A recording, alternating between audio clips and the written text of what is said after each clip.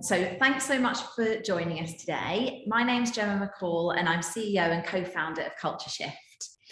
For those who are new to Culture Shift and our online events, we're a tech for good organisation who believe in a future world of work and study that is safe, happy and supportive for everyone everywhere.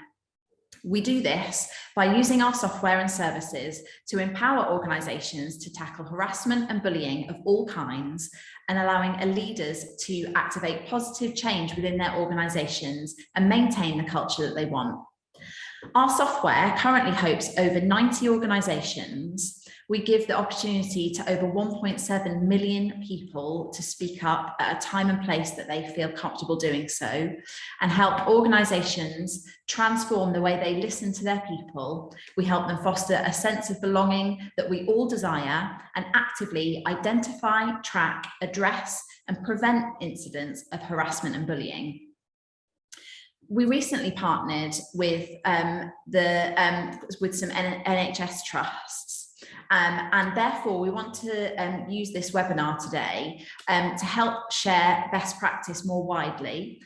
We want to share insight and advice from NHS change makers and leaders on this subject matter.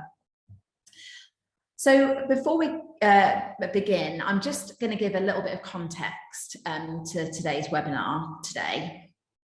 After attending the NHS Confederation Expo, we were really moved by the discussions and the shared lived experiences about racism and discrimination happening throughout the NHS, and we really felt compelled to act. It's one thing to uncover the problem, but the real challenge is finding effective ways to tackle these issues head on.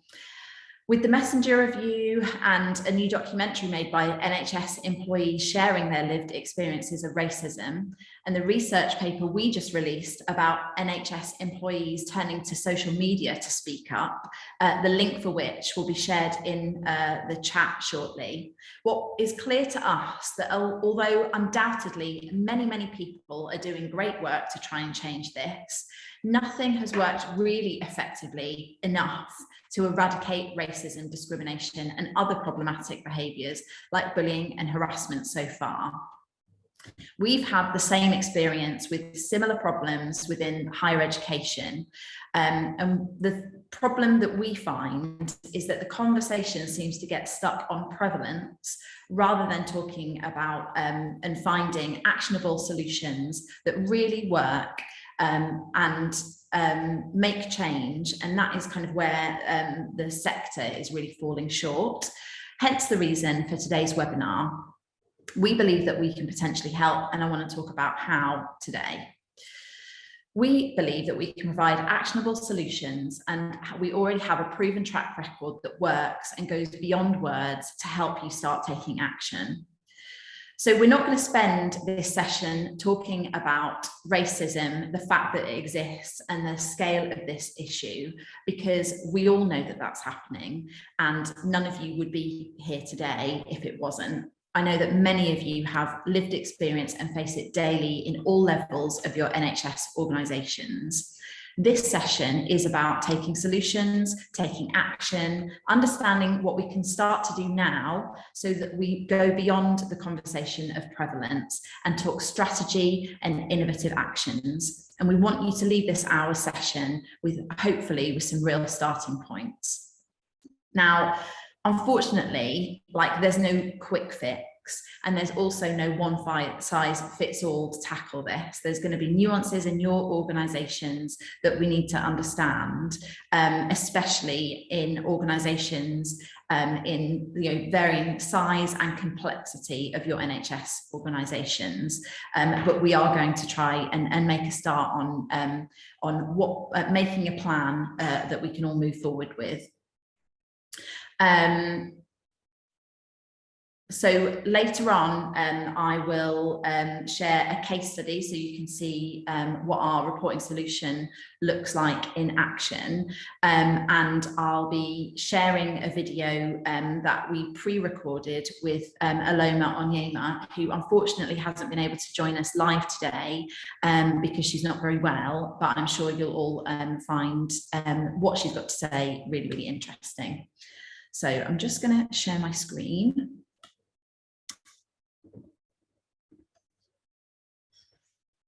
And I want to start by showing this word map. And I want us all to look at these words. And I'm sure as NHS people leaders, you recognise a lot of them: psychological safety, innovation, action, inclusive, diversity, accurate data, a safe space, and I want to be believed. All of these words are what we're hearing time and time again in the context of the NHS. And at the Confed Expo, it was the terminology that was used time and time again across multiple sessions. But we do need to move past these words and look at what we can do to be innovative. Change is scary, especially in an organisation the size and scale and complexity of the NHS. So we need more of a plan than just to say we need to be innovative. We need to know, like, what does that mean and how can we make a start? Creating the sense of belonging is a whole pillar in the NHS people plan. But what does that mean? And I think it's right to say that it probably means something different for everyone. I'm now going to talk to you about what we think the sense of belonging is. And I don't need to tell you that in the last couple of years, we've seen a monumental change in the world. I know that the people tuned in today have really felt the impact of those changes, possibly more than anyone. Yet what hasn't changed is the existence of harassment and discrimination. The systems that exist and the causes of inappropriate behaviour, unfortunately, aren't new. They're the same as that they've always been, but now we're having to deal with them on top of unforeseen pressures. We're so familiar with the concepts of racism, bullying and harassment that the urgency to address them seems like it's slipped into the background because people don't feel what they know and our attention has been elsewhere. And the thing is, belonging isn't new either, because we're social creatures by nature, but as a result of the last couple of years, we're seeing a real shift towards wanting to feel connected. Now, more than ever before, people have wanted to feel like they belong.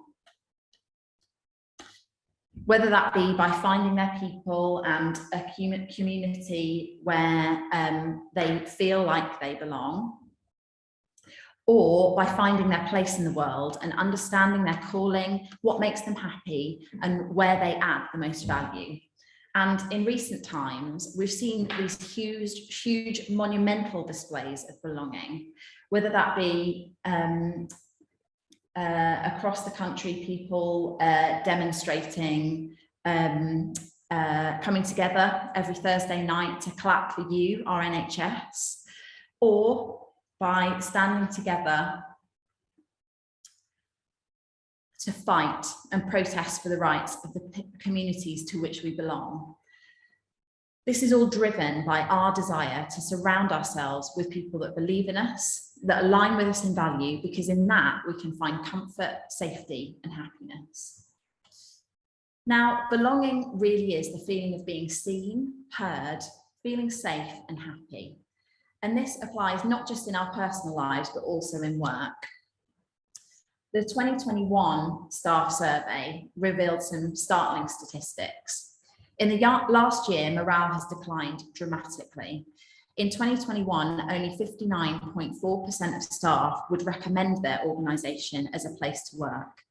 This sees a decline of more than 7% from 2020 and is the lowest in 5 years. 18.7% of staff experienced at least one incident of harassment, bullying or abuse in the last 12 months from other colleagues. And this percentage remains exactly the same as it was in 2020 and the years before it. But how can that be? Because we're sure that action has been taken off the back of previous staff surveys. So this unfortunately suggests that whatever has been put in place across NHS organisations to tackle bullying and harassment in the last 2 years isn't enough.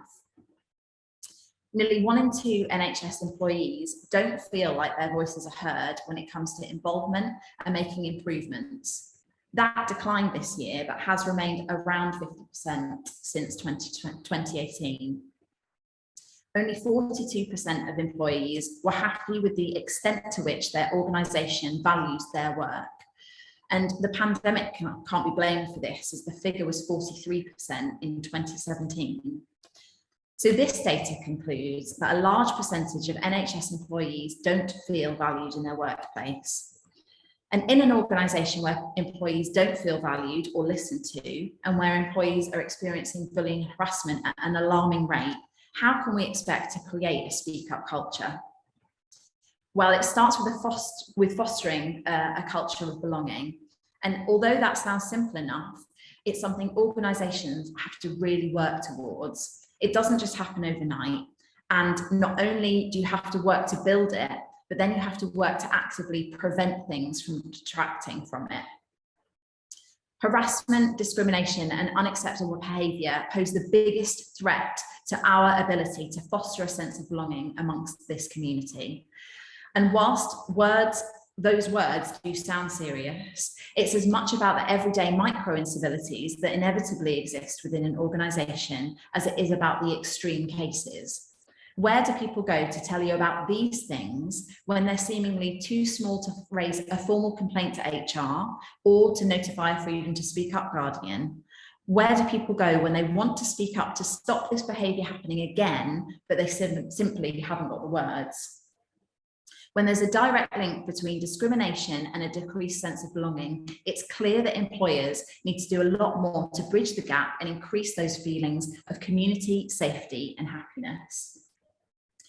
In a recent report from Accenture, which was called Better to Belong, they found that creating an inclusive environment where every person feels like they can belong every day can unlock up to 5 times more human potential. That research showed that belonging manifests across 4 distinct categories.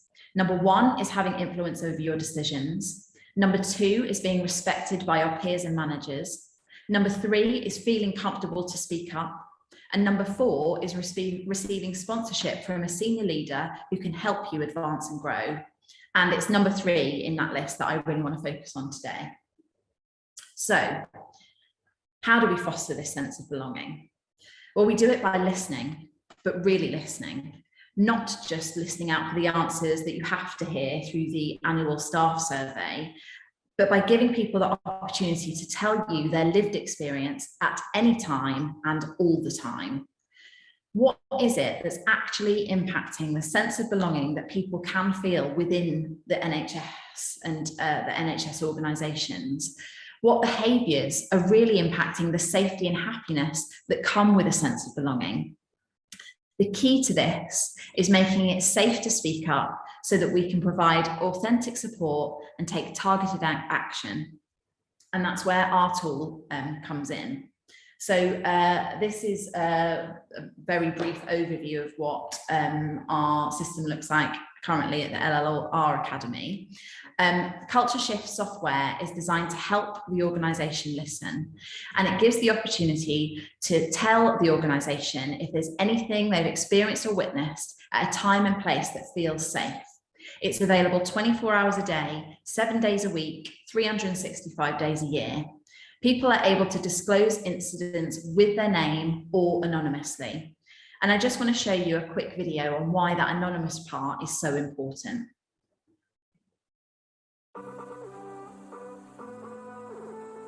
Why is anonymous reporting so important? The people willing to speak up and talk about bullying or harassment are only a small percentage. We liken it to an iceberg. The individuals speaking up are the tip of the iceberg. Everyone else is underneath. Those who can't speak up are then suffering in silence or removing themselves from the organisation altogether. And those have huge financial and mental health implications. There are many reasons why someone wouldn't be able to speak up. They can't say what they've experienced out loud. They don't think they'll be believed, the fear of repercussions, or they don't have a trusted method to disclose this information. We are Culture Shift, and we exist to remove these barriers.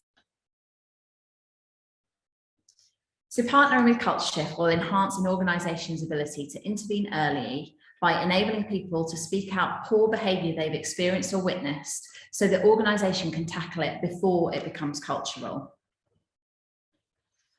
The organisation will be able to manage, follow and respond to named reports and take targeted action as a result of these disclosures. Now, you might think that an anonymous report means nothing can be done, but you'd be really surprised, because the powerful analytics dashboard allows the organisation to spot any worrying trends early and gain a true picture of the organisation's culture. We have many years of experience working with organisations who use the insights gleaned from anonymous reports to take preventative measures to stop the behaviour escalating or happening to someone else. Measures such as implemented targeted staff training, enhancing EDI targeted campaigns for behaviour change, and reviewing procedures and policies to make sure that they're fit for purpose. I'm just going to talk through a case study now to show you how this has worked successfully at another large organisation and the impact that it's had there. So the organisation that I'm going to talk about is nearly 200 years old, with a staff of more than 13,000 based in the UK. And this is going to talk about 2 years worth of reporting data. So in year one, you can see that just under 400 reports were received. And in year two, which was the COVID and the main sort of COVID year 2020, there were just over 300 reports received. In year one, 65.4% of those were anonymous reports, and nearly 35% of those were requests to speak to a support advisor. And in year two, that changed slightly, so that there were 53.1% anonymous reports and 46.9% advisor requests. And at the end of the anonymous reporting route, we always ask the question, why is it that you've chosen to report anonymously today? Because that gives us insight that we'll be able to help maybe dispel some myths or help people sort of grow trust in reporting to the organisation. And as I mentioned before, we work with nearly 90 organisations, and these are consistently the reasons that come up as to why people have chosen to report anonymously. So number one is that they're worried about retaliation. Number two is that they are worried that it would affect their current or future career. Number three is that they're worried that nothing will be done if they told someone. Number four is that they would be worried about being called a troublemaker. Number five is that, which I think is really upsetting, is that they told someone already that they didn't take it seriously, so I didn't think anyone else would. And number six is that they worry that they wouldn't be believed. And that's really important information to understand and know, because it helps the licensing organisation really take action around those things. So what were the types of incidents that were being reported?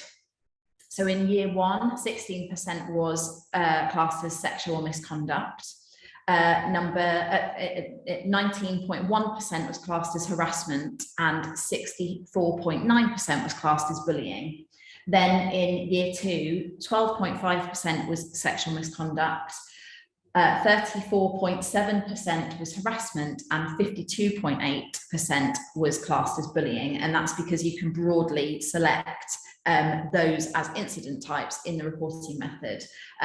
But what the reporting allows for members of staff to do is broadly select an incident category and then go on to explain in a free text box specifically what it was that happened in the incident they either experienced or witnessed.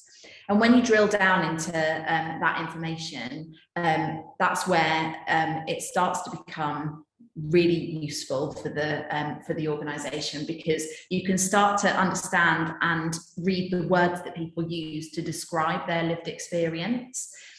So this is the frequency of specific behaviours reported in the incident category of harassment. So you can see there racism or racially motivated harassment, online harassment, harassment due to gender or disability, misogyny, sexual harassment there, bad mouthing.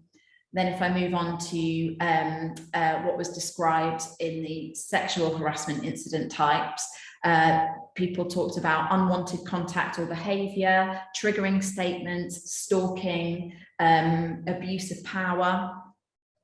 And then in the reports of bullying, as I mentioned before, this was one of the years was in a COVID year, so there were a lot of COVID related reports, talks about toxic environments, mismanagement or unfair practices, transphobia, aggressive or rude emails. So you can see when you start to let people explain what it is that they've experienced or witnessed, you start to get a really interesting and actionable insight into what specific behaviours are happening with the organisation, so then you can tailor your approach to tackling those things. At this organisation, there was a lot of proactive action taken to try and prevent those things from happening again in the following year. So this is just a summary of some of the action that was taken. So conversations were had by managers with any individuals that were named in reports. Those were like informal conversations, because remember, this isn't a formal complaints process. This is early intervention stage, so that it can potentially be handled informally. So conversations were held by managers with individuals named in reports to set out what the expectations of behaviour and the expectations that poor behaviour will not be repeated. They did some targeted communications within specific departments, which outlined key behavioural concerns and next steps. They ran something called demystifying report and support presentations. So in this organisation, the system is called report and support, and they delivered training or workshops to help people understand what the system was, what it did, and what would happen as a result from making a report through the system. And that is to kind of talk to a number of different audiences. First of all, it's to speak to the audience who may have experienced or witnessed something and want to speak up about it, and it signposts them to that. It also signposts to any active bystanders, so that they can use the tool to speak up about anything that they witnessed but didn't feel safe or comfortable to intervene with at the time. It also speaks to potential perpetrators of the behaviour as a kind of warning, to say, you know, your behaviour, your problematic behaviour could potentially be disclosed through the reporting system. And so it's just a kind of a bit of a, way of encouraging people to check themselves and make sure that they're behaving in a really civil way to each other. This organisation also, as a result, updated their prevention of bullying, harassment and sexual misconduct policy, which I think is a really important thing to flag, because policies tend to get written and then rarely reviewed. And it's really important that these policies are relevant and regularly reviewed, so that they can deal with any of the context of behaviour that you're currently dealing with in the organisation. They introduced something called an environmental investigation process. So this is when there has been a cluster of the reporting of poor behaviour and a problematic culture. Normally there's been a cluster of reports that have been anonymous, and the organisation wants to understand and take a deeper dive into what the culture in that particular department looks like. So that was a really successful environmental investigation process that they launched as a result of receiving those anonymous reports.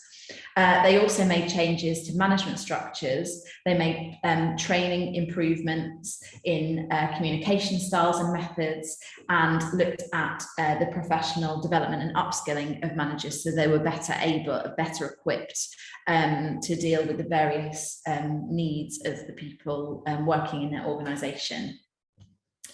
So it's really important that we identify sort of the critical masses and what's happening in the organisation. We analyse that in relation to external events, and then we use that data to take targeted interventions. We've started to have quite a few. Sorry, just before I start that.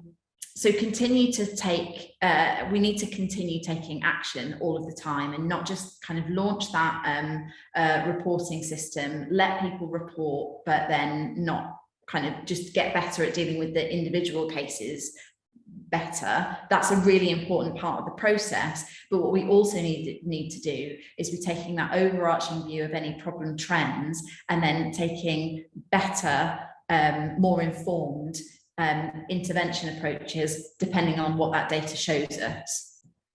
So as I said earlier, we were meant to be joined by Aloma Onyemah today. So Aloma has now moved from the NHS to one of our other partners, which is University College London. But when we first started working with her, she was Head of EDI at LLR NHS Integrated Care.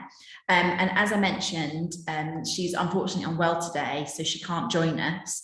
But I'm going to share a video from an interview we filmed with her about the specific work and innovative actions that LLR ICS are taking to tackle and prevent these issues, and how Culture Shift are partnering with them to take robust, innovative and transformational approach to trying to support their culture change. Conversations with other NHS trusts who are really interested in the work that we're doing together and how the launch goes and everything, and so just kind of like discussing your experience and what the status quo is at the moment and why this work is really gonna complement all of the other things that you've got going on and that you've launched, and that with the aim to just help share thinking and best practice amongst other EDI and HR professionals. We just think that there's a lot of power in sharing thinking and best practice and developing that way. Absolutely. No, that sounds fantastic, Gemma. And yeah, I would agree that having worked in different public sector organisations, I worked in the civil service for 5 years. I worked in HE for 10 years. And then I've worked in the NHS. A lot of the issues are very similar. Our approach, we feel, is quite unique. Because we're very much seeing our work with Culture Shift as being part of our approach to civility and respect more generally. So what we are doing is we're trying to really drive a behavioural change in our culture across the system. So we're aware that we're probably one of the first systems that are actually looking at civility and respect at an ICS level, rather than an integrated care system level, rather than an organisational level alone. And what we wanted to do is be really clear about the different aspects of our civility and respect work. So there is a piece of work around really understanding our current culture and making sure that we do a really robust diagnostic of, what are the things that we love about our culture and our behaviours, and what are the things that we want to change and improve. And so we did a series of engagement events last May across the 15 organisations within our integrated care system, and we presented a vision of what we wanted to take forward around our active bystander programme. And we were so overwhelmed by the response, because we knew the programme was needed, but we didn't really understand how much. And so we got an insight in terms of, some of the lived experiences of our staff and why they felt that this programme would be really important. We feel that the programme is a little bit different to other programmes in that, through that we want to really explore not just how we address inappropriate or unacceptable behaviours, but why they occur. So looking at what the drivers are behind those behaviours. So I know in HE there's been a strong focus, quite rightly, on sexual violence and sexual harassment.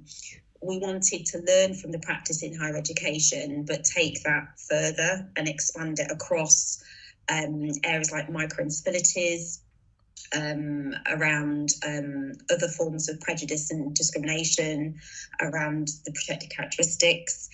We wanted to have a really robust, proactive early intervention approach to dealing with those harmful behaviours because of the impact it has on people's sense of belonging and their well-being.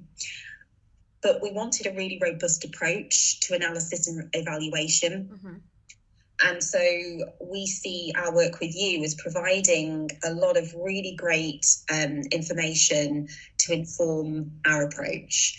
So as well as being, a really great tool for staff to use to report incidents. Mm-hmm.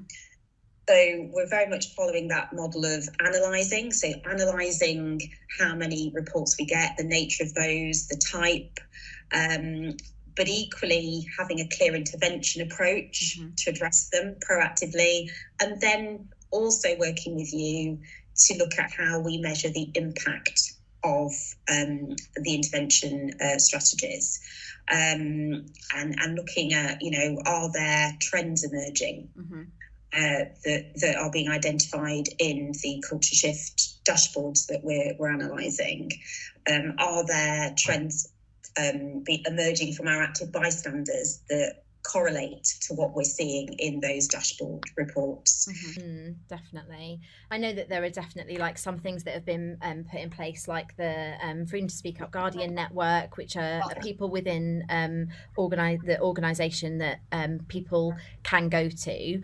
And I know that you see this work and the implementation of our software as very much like supporting that work and adding to and building on that work so that you can encourage more people to say when they've experienced or witnessed something. And I think that is a really great network of colleagues who work incredibly hard to address certain incidents that do arise in the NHS. And I think ideally we want to create the environment where everybody feels safe to speak up about these incidents, whether it's something that's happened to them personally or whether it's something that's happened to somebody that they know, a colleague, or a patient, for that matter as well, because obviously we know that if we don't address harmful behaviours in the culture, then it does have an impact on our clinical environments and our patient experience as well. Hence the whole movement around civility saves lives. So yeah, I think this is incredibly important, and the Freedom Speak Up Guardians play a vital role. We also know from our work at Culture Shift, our main reason for being is to remove barriers to reporting. And one of the biggest barriers to reporting is saying what's happened to you out loud. And so, one of the first things that we recognised and that we did when we created our software was to give the ability for someone to report at a time and place that felt safe for them. And often that can mean staying anonymous for now, because you want someone in the organisation to know that something has happened, but you don't feel safe enough if you were to speak out and go and speak to someone. So knowing that is really important and a powerful way to kind of open it up even further. Absolutely. And we shouldn't ever underestimate how much courage it takes to speak up and to report incidents. And that's why through our Active Bystander Programme work, we've placed a lot of emphasis on how do we enable leaders and managers to create psychologically safe conditions for people to speak up, but also how do we hold ourselves accountable to ensuring that we are effectively addressing those concerns. Because again, I think it's really important that people are able to see how those incidents are taken forward effectively, which then gives others encouragement that if they report an incident, it will be addressed, and that it will be done in a way that appreciates the courage that the person who's reported the incident has had to display. Yeah, definitely. And I think what you talked about there with the closing of the feedback loop, if you like, is so important in this in accelerating change. With organisations that Culture Shift work with, what the best organisations do is close that feedback loop regularly. So they publish the trend data, such as number of bullying reports, who experienced those incidents, what happened as a result of those reports being raised. And then they also publish their action plan about what they're going to do in the next quarter. And that is a constant feedback loop, which is encouraging that speak up culture to say, if you report something, something will be done about it, because look at all of these actions that are being taken.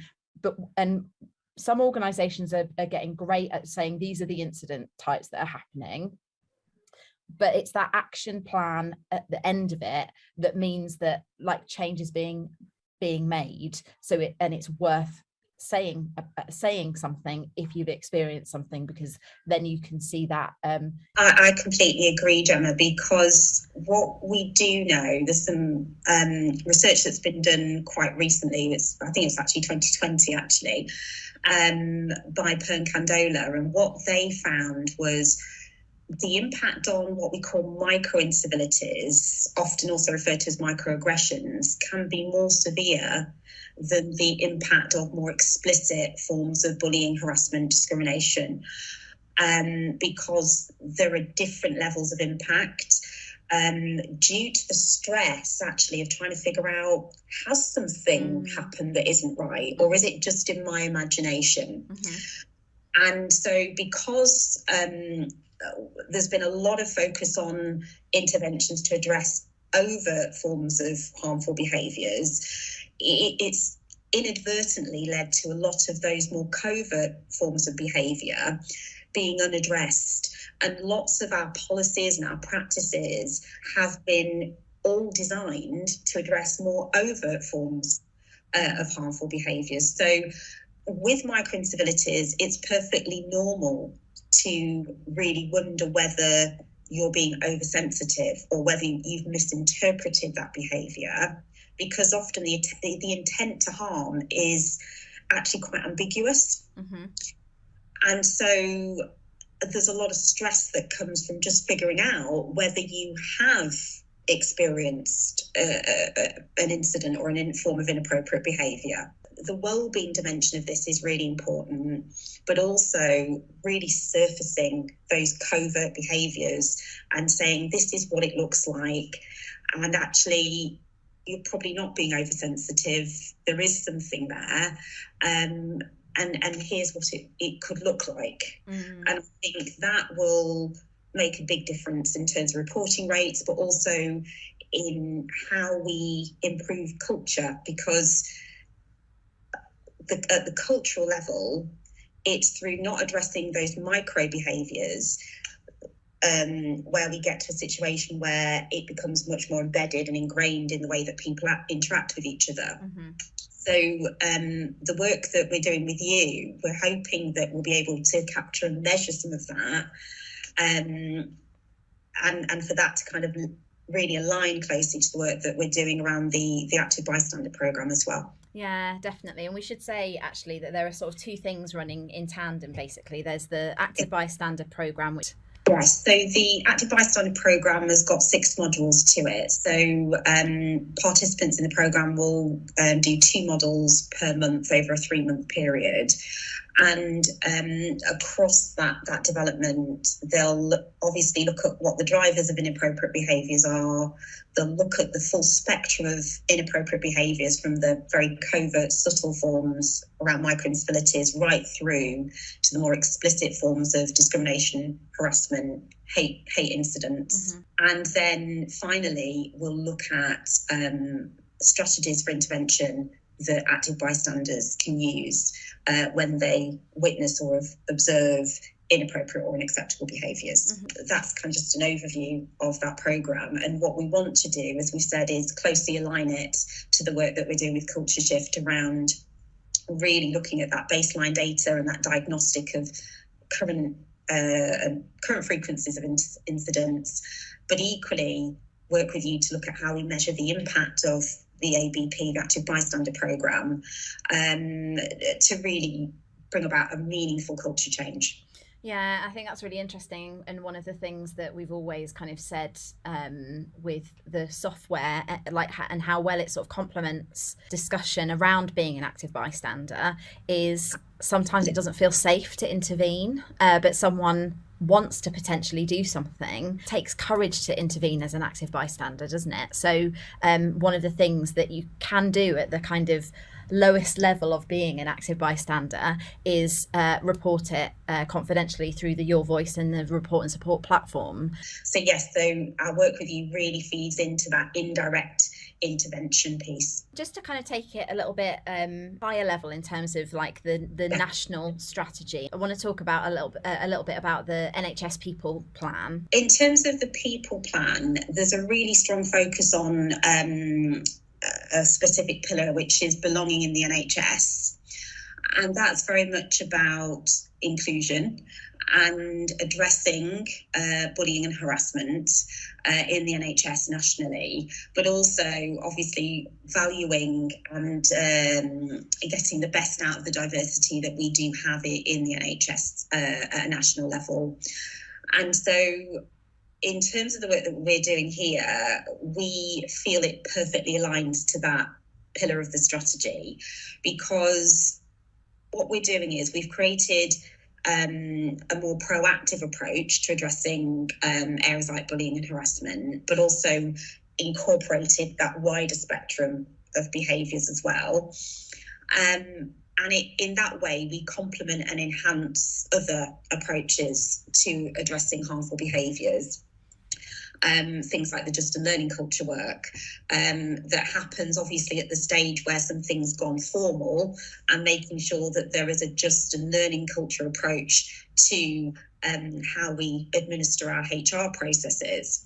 So the work that we're doing in terms of the work that we're doing with Culture Shift and the Active Bystander Programme absolutely are feeding into a latter amendment to the NHS People Plan, which was around how do we really ensure that we have the right leadership and culture for everybody to thrive in the NHS. And so the fact that the work that we're doing with you is very much about a transformational approach, where we can intervene earlier, where we can create a space for learning. Because as you said, Gemma, it's not just about a punitive approach. It's about how do we enable people to learn from particular incidences so that they can adapt and change their behaviour going forward. Because that's going to have a much more positive impact on the culture. If you could give any advice to leaders in other NHS trusts? I think it is about innovation, that it's about moving away from what we've always done. We know that that's had a limited impact, and constantly learning and innovating our approach, and very much adopting a transformational approach. That often we see incidents being addressed at an individual level, but essentially it is really important to look at, well, what is this one incident, or is this actually a trend in terms of what's happening in our culture, and is this impacting on a wider group of people? You have brought the sort of experience of working with Culture Shift from higher education into your role here, and like we've talked before about looking sort of outside of the organisation or the sector at other practice, and what is landing well and what isn't working so well. I absolutely agree that the answers often aren't only within our own sector. So, I think it's always helpful to look at other sectors' approaches, look at how, you can adapt approaches from other areas, make sure that the right strategic and organisational fit for your context, and just be more curious, actually. I think this starts with curiosity, being curious about how can we learn from other sectors? How can we get the broadest perspective on practice to address the issue that we're trying to resolve. Thank you for listening to that, and apologies again that Aloma wasn't able to join us live, but I hope you agree that that was a really useful sort of overview of how we've been working with LLR ICS to really understand those behaviours. I'm going to come to questions now, and I noticed that Michelle has got her hand raised, so I don't know if you want to come off mute and ask your question, Michelle. Yes, I do want to come off of mute. And first of all, I want to say thank you so much for putting on this this talk, or I don't know what the platform to be able to, because we as Black staff are taking our licks in the NHS, left, right, and centre, and being able to even have this platform is like you're able to exhale somewhat. So we are so grateful for that. Well, I can speak, and I can tell you I'm speaking on behalf of a whole bag of staff that's working in the NHS. I've been working in the NHS for 22 years, and I'm a clinician for 30 years. And what I'd like to say is, can we have the notes for this? Will we be able to have the slides? Will you send them out? Because I think that part of the teaching is each one teaches one. This is a safe space for many, but as a Black woman working in the NHS, when you raise anything, an inkling of institutional racism in any capacity, it's almost like you see the virtual taking for the hills. Nobody wants to, you need to get comfortable with the uncomfortable, have those uncomfortable conversations to facilitate change. And nobody is willing to have those conversations because they automatically think that you are attacking them. You're not attacking them. You want to make an environment where you can thrive and you can grow. And as you see, as you said before in this, what happens with Black staff is they have a checkered career history. They experience harassment, bullying, intimidation, all those things happen. And then afterwards, they go for another job. I'm a Unison rep as well, so I've seen it. Nobody challenges, they move on. And then the people that are very vocal, like myself, then there's a systemic campaign of hate against you, and your life at work becomes unbearable. So I'm really happy that you've been able to actually, I thought to myself, is this organization in my head? Because you've actually verbalized everything that we are going, and you are on point. You got your finger on the pulse, and I'm telling you, don't remove it and push for us. Thank you very much. Oh, thank you, Michelle. I really, really massively appreciate that. I really do. Thank you. We will circulate the slides and everything afterwards.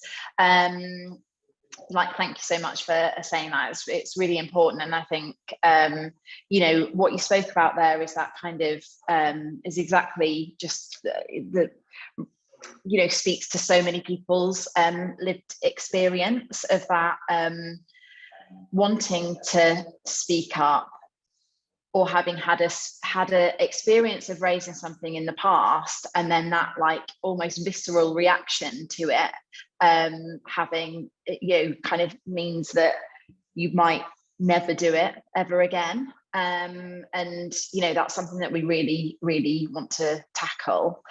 I'm gonna come to some of the other questions in the chat, because there's some really, it's a really active chat, and thanks very much for asking your questions. One of the questions was, how easy is it to access the system, and what is the reporting rate like? So it's very easy to access the system because it's a web platform. And the reason that we've done that rather than an app that you might have to download onto your phone, or only something that is available through the internet when you're in work, is that those things in themselves are barriers to reporting. So you're unlikely to report something at work because you might be worried that someone might see you using the system kind of over your shoulder. So that's it's really important to us to give people the opportunity to use the system at a time and place that feels safe to them. And we actually see sort of 2 moments every week in the data where that kind of comes to life, if you like. One is Thursday evenings, and the other is Sunday nights. We see a peak in reporting at those times, and we kind of are hypothesizing as to like why that is.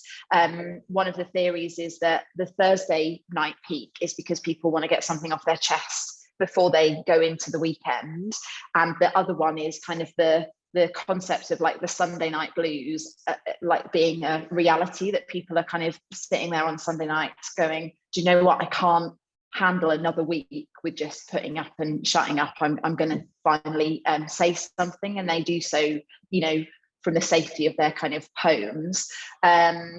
Reporting rate is interesting and varies really between organisation to organisation.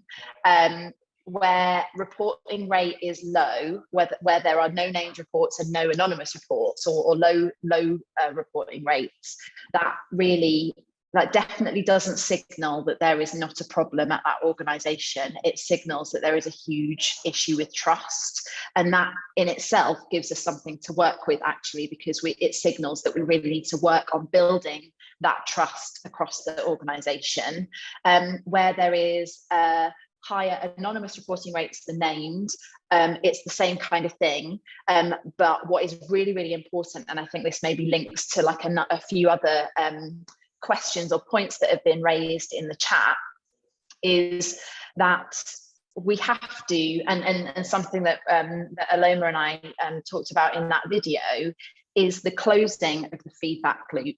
I can see that there are people in the chat that have said, I raised something and nothing happened. And that is the worst possible outcome, because it takes huge courage to say something. And so it is vital that the organisation feeds back to either the individual or the organisation as a whole. And the best practice that we see is where on a regular basis, maybe like a quarterly basis, at the very least an annual basis, organisations publishing the incident types and the levels of reporting back to the organisation, the action taken based on those reports, and an action plan going forward, so that it is transparent to everyone that you spoke, we listened, and we're doing something about it. And I think where things in previous systems that kind of might be being referred to here is that you speak up and it goes into an abyss, and you never know whether that report was heard or listened to or actioned upon, because there's no feedback loop. And so that is a really important thing that really boosts reporting rates across organisations, because people feel that if they say something, then people will listen, and that it was worthwhile going through that. I'll just come to some other questions here.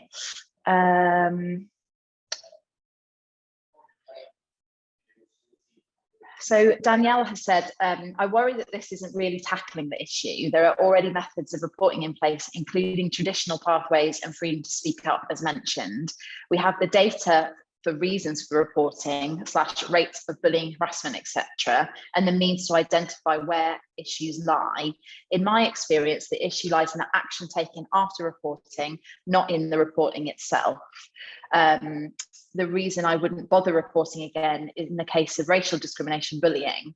People are reluctant to report because they feel that nothing will be done. We need to tackle action and commitment to resolving issues at the end of the reporting pathway rather than the reporting itself. So I think that kind of like goes to the point that I was saying before, that it is absolutely vital that if you've found the courage to report, you also know that that was worth it.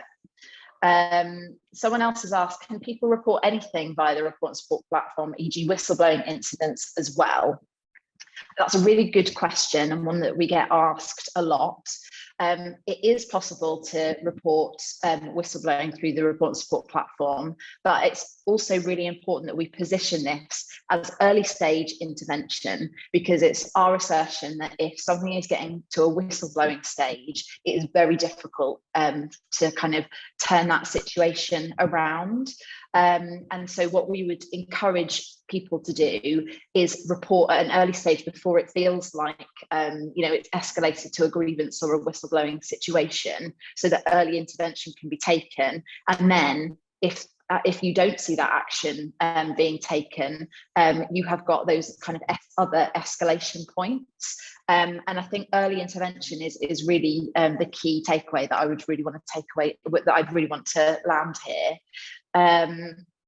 I agree that freedom to speak up guarding is a key part of managing this behaviour or other whistleblowing, but have also known it used as a means of upward bullying. Do you have any thoughts about how this can be managed? That is an amazing question, one that is in our working with organisations across many different sectors, is something that is quite specific to the NHS. I know that the name of it escapes me at the moment, but there is a system used to report junior doctors, I think, and there's this kind of attitude of like, oh, I'll something you, whatever the name of the system is, like that's kind of something that is threatened all the time. Datex, I'll datex you if you do it again. And that is something that definitely needs to be flagged, because that is behaviour that isn't acceptable either. People shouldn't be going about their jobs for fear of being datexed. We should be creating a culture where it's safe to give, where it eventually feels safe to give instant feedback, but not in a threatening way. But that upward bullying thing is I think it's very important to flag, and it is something that we could like potentially like build into the system.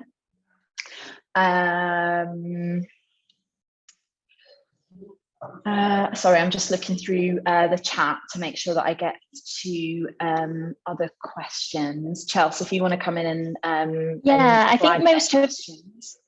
think most of the questions in the chat you've captured actually, or you've answered, or some of the other culture shift team members have been DMing people back. Obviously we're 1 minute over, so I appreciate that people might be needing to leave, but Michael Peters has their hand up and has had that hand up for a little while, so I don't know if you just wanted to quickly speak and maybe ask the final question. Okay, thanks for that. Yeah, very interesting. The database, and sorry if I missed it and you explained it earlier, so people reported not anonymously on the culture shift, but how does that get fed back to an organisation? Is it that, I don't know, let's say 10 complaints are made against Mr. X, does that get reported in and somebody has to look at it if they choose to? And also just to, I suppose, add to some other comments, in our trust, there are roots. We've got freedom to speak up guardians, we've got freedom to speak up champions, we've got staff networks, so I'm co-chair of a staff network, so we always make it clear to people they can come and talk to us in confidence, and we can give advice and or steer them in the right direction, whether that's to HR, freedom to speak up, blah, blah, blah. Do we do anonymous? I'm not sure if we do anonymous. Well, okay, there's whistleblowing, but that's more aimed at external people, not internal staff.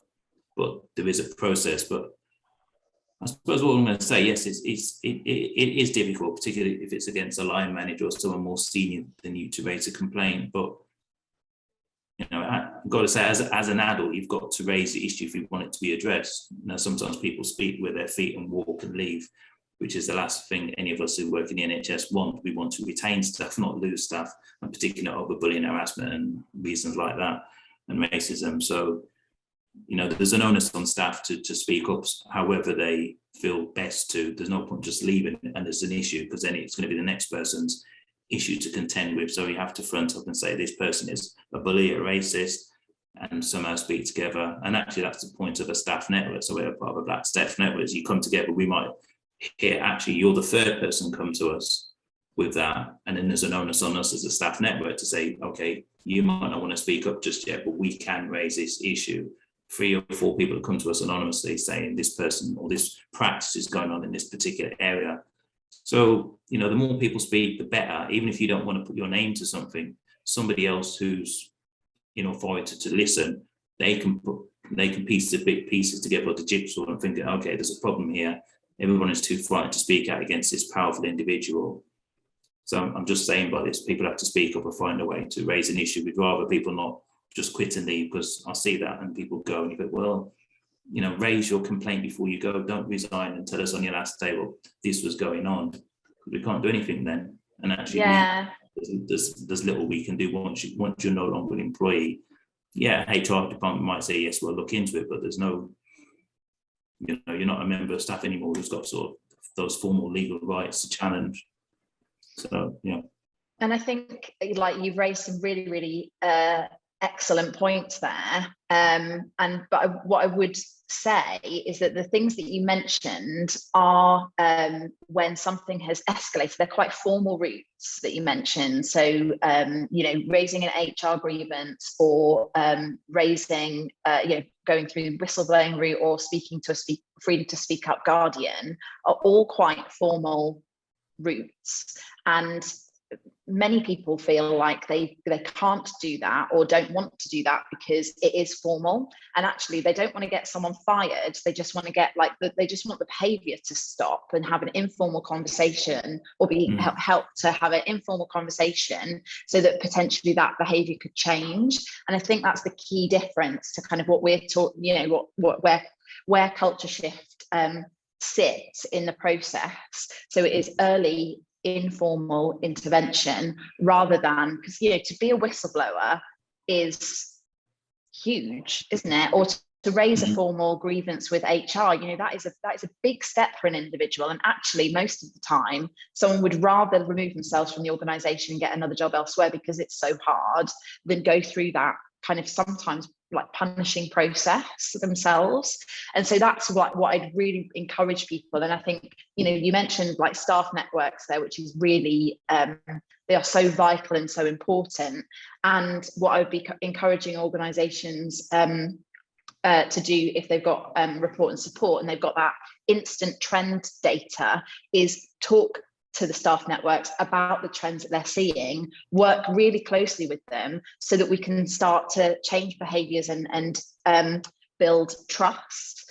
And be, you know, so in an HE context, in a higher education context, it's working with like the students and the student unions to help build that trust, and for the student voice to be part of the solution, and in this case for the staff networks to be that, like, you know, close connection and part of the solution of changing the culture.